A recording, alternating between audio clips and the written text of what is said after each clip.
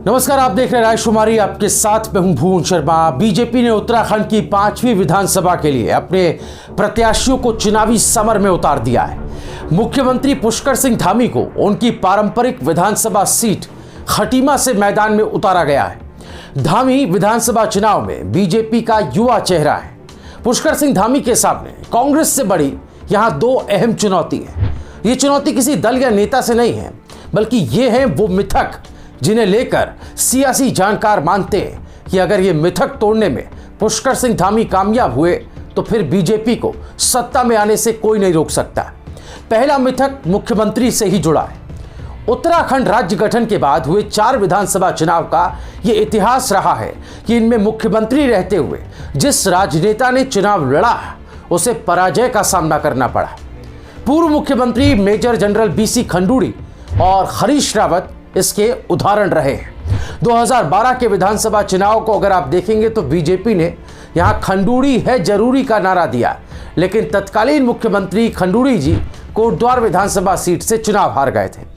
उन्हें कांग्रेस के सुरेंद्र सिंह नेगी ने हराया था।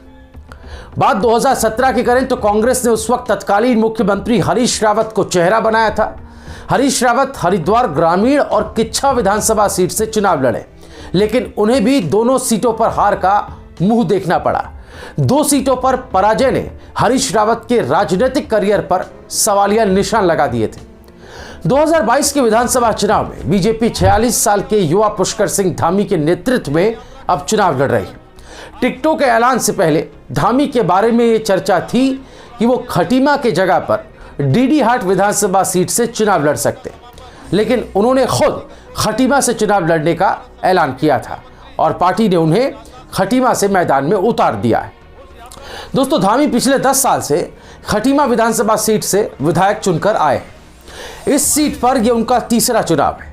अपनी जीत को लेकर वो बहुत आश्वस्त नजर आ रहे हैं। मुख्यमंत्री धामी के सामने उत्तराखंड में लगातार दूसरी बार सरकार न बना पाने के मिथक को तोड़ने की बड़ी चुनौती भी है। पिछले 4 चुनाव से यह मिथक बना हुआ है उत्तराखंड में। 2002 में प्रदेश में कांग्रेस सत्ता पर काबिज हुई। 2007 में वो सत्ता से बाहर हो गई और भाजपा की सरकार बनी। 2012 में बीजेपी को सत्ता से बाहर होना पड़ा और सत्ता की बागडोर कांग्रेस के हाथों में आ गई। 2007 में फिर कांग्रेस की सत्ता से विदाई हो गई और बीजेपी ने यहां सरकार बनाई। इस तरह पिछले 4 चुनाव में एक ही दल लगातार दूसरी बार सरकार नहीं बना पाया। इस बार बीजेपी ने अब की बार 60 पार का नारा दिया है और बीजेपी के प्रदेश अध्यक्ष मदन कौशिक खुद कह रहे हैं कि पिछले 5 साल बीजेपी ने विकास की जो गाथा लिखी है वो शानदार है। पार्टी को पूरा भरोसा है कि वो उत्तराखंड को अगले 5 साल में देश का अग्रणी राज्य बनाने के लिए बीजेपी को उत्तराखंड की जनता समर्थन करेगी। दोस्तों, उत्तराखंड में मुख्यमंत्री रहते हुए भगत सिंह कोश्यारी ने विधानसभा चुनाव जीता था, लेकिन वो अंतरिम सरकार के मुख्यमंत्री थे। उन्होंने अंतरिम सरकार के सीएम रहते हुए कपकोट विधानसभा सीट से चुनाव जीता था। तो दोस्तों, इस मिथक को लेकर आपकी राय क्या है, हमें कमेंट में ज़रूर बताइएगा। और इस बार किसकी सरकार उत्तराखंड में बनने जा रही है, ये राय भी अपनी कमेंट में हमें ज़रूर बताइएगा। इस वीडियो को लाइक और शेयर करना बिल्कुल ना भूलें। रायशुमारी को आप सब्सक्राइब ज़रूर कर लें। चुनाव से जुड़ी हर खबर, हर बड़ी अपडेट रायशुमारी आप तक पहुँचाता रहेगा। नमस्कार।